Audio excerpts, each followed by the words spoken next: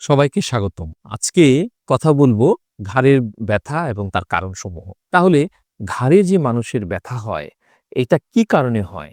সেটা হচ্ছে যে আমাদের ঘাড়ে কতগুলা জিনিস আছে। যেখানে আমরা যদি বলি যে এখানে নার্ভস গুলা আছে, এখানে স্পাইনাল কর্ড আছে, এর বাইরে মাংসপেশি আছে, হাড় আছে এবং এর আশেপাশে আবার আমাদের কিছু দাঁতের সমস্যার জন্য ঘাড়ে ব্যথা হয়।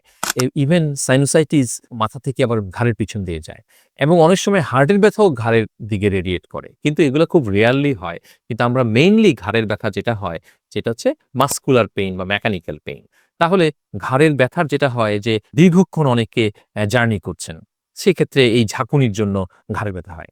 এবং ঘাড়ের ব্যথা যারা দীর্ঘদিন যাবৎ মোটরসাইকেল চালান, তাদের জন্য ঘাড়ের ব্যথাটা অনেক বেশি হয়। কারণ ওখানে ইন্টারভার্টেবরাল ডিস্ক থাকে ২ হাড়ের মাঝখানে। এই মোটরসাইকেলের ঝাঁকুনির জন্য কিন্তু এই ঘাড়ের ব্যথাটা খুব কমনলি আমাদের কাছে আসে।